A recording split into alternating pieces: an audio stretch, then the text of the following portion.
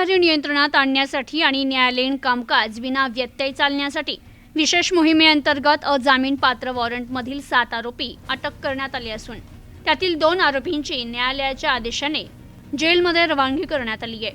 अहिल्यानगर जिल्ह्यातील Shrigonda police station येथील गुन्ह्यातील आरोपी आणि साक्षीदार यांना श्रीगोंदा न्यायालयानं न्यायालयीन साक्षाकरिता वारंवार काढलेले समन्स, जामीनपात्र वॉरंट श्रीगोंदा पोलीस ठाण्यामार्फत बजावून देखील संबंधित आरोपी, साक्षीदार, फिर्यादी हे न्यायालयीन साक्षकामी हजर न राहिल्या कारणाने न्यायालयानं काढलेल्या NBW वॉरंटमध्ये 7 आरोपींना अटक करून विविध न्यायालयात हजर करण्यात आलं। त्यातील बऱ्याच आरोपींची न्यायालयीन कारागृहात रवानगी केली।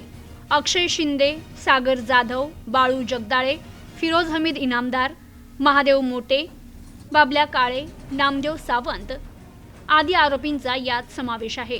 त्यातील 2 आरोपींना न्यायालयाने मॅजिस्ट्रियल कस्टडी रिमांड देत जेलमध्ये ठेवण्याचे आदेश दिले।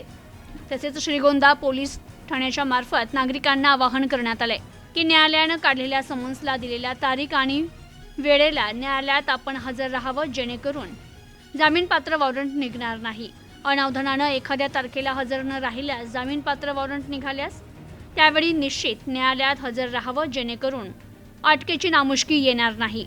तर ही कामगिरी अहिल्यानगर जिल्हा पोलीस अधीक्षक उमक्का सुदर्शन यांच्या संकल्पनेतून राबवलेल्या विशेष मोहिमेअंतर्गत अपर पोलीस अधीक्षक वैभव कलुवर्मे, उपविभागीय पोलीस अधिकारी सुजित कुमार क्षीरसागर यांच्या मार्गदर्शनाखाली श्रीगोंदा पोलीस ठाण्याचे पोलीस निरीक्षक संजय ठेंगे यांच्या नेतृत्वाखाली त्यांच्या पथकानं केली आहे।